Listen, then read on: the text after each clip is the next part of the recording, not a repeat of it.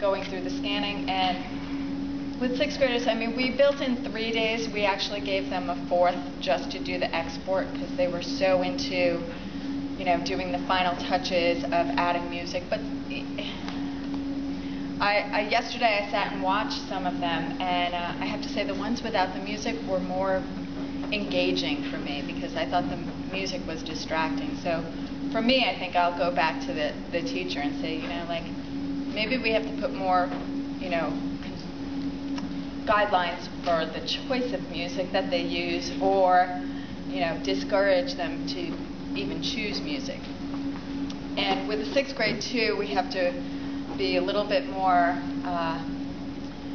with the timing. That was a hard thing for them. I don't know why, but I don't think they sat there and read through each one. I noticed with the 7th graders, they were reading those sentences, and so they knew the timing. And I think almost all of them got it, so that when you sit down and you're looking at it, you can read the whole thing. The 6th grade they were so into the whole drawing and scanning and everything else, they didn't quite slow down enough.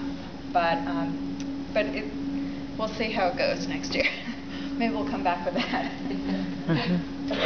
So we found it's really useful for teachers across disciplines to either use it as a student-centered project or to introduce a lesson or a new unit or something that would engage the students and inspire them to further explore whatever the subject or content matter is. So that 6th grade ancient civ teacher created her own iMovie to present to the students, and then they created their own. So we're finding it's useful in a variety of ways, both instruction and assessment. And for my grading purposes, these were all put into my Dropbox. I didn't have to carry any projects home. I didn't have to post any poster boards in the room and then take them down. They can look at them anytime, and I can see them at any time. Any questions? Yes? And I'm sorry if I missed this. How else did you share them other than in the classroom? Well, I'm working with my tech department to actually incorporate them into our library catalog. We just switched to Destiny, so we're still working on that, so that the kids could, when they look for a book, could actually see some of the book trailers. Ooh, that's great. Other than having a classroom share, I've posted a few on the web page, and I'll probably take those down and post some other ones. So that's the other way that we've been sharing in that sense. But yeah. What reading levels were involved in books trailer projects? So all levels, we do have it, yeah. 7th grade students at all levels. It was a mixed classroom, yeah.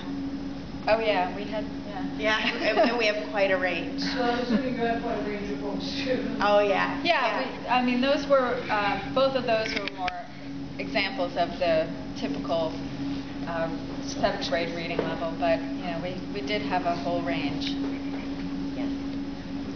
Would you be willing to share your PDF after? Oh yeah, sure. Oh, That's no problem, yeah. I have a question about iTunes and the music. So, yeah. and I was thinking purchasing. I was wondering how you worked that. So the kids were supposed to, you mean how they got the music? Yeah. They were supposed to bring in their own music in an MP3 on a thumb drive. Mm-hmm. And then we just imported it into. We did a little fudging, to be honest. So when the kids came in and they didn't have any music, they had what they wanted to do. So we would use a media converter online and get a soundtrack for them. Okay. There's a site called freeplaymusic.com. We have our kids go grab music there because it's not copyrighted. Right. I mean, you know, they all have the music at home. It was a matter of them bringing it in.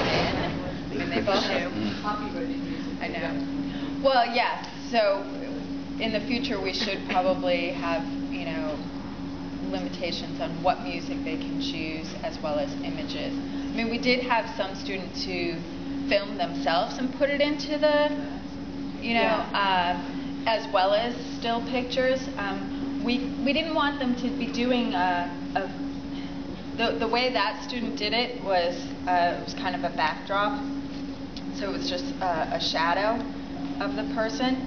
But we wanted the still images because the ones that we saw that were students filming, were not as powerful, and I felt like they weren't, they were not, they weren't reading the text, or the text was irrelevant because they were using it for dialogue. And so I didn't find it as powerful for pulling other kids into wanting to read the books. Okay. Thank you. Thank you.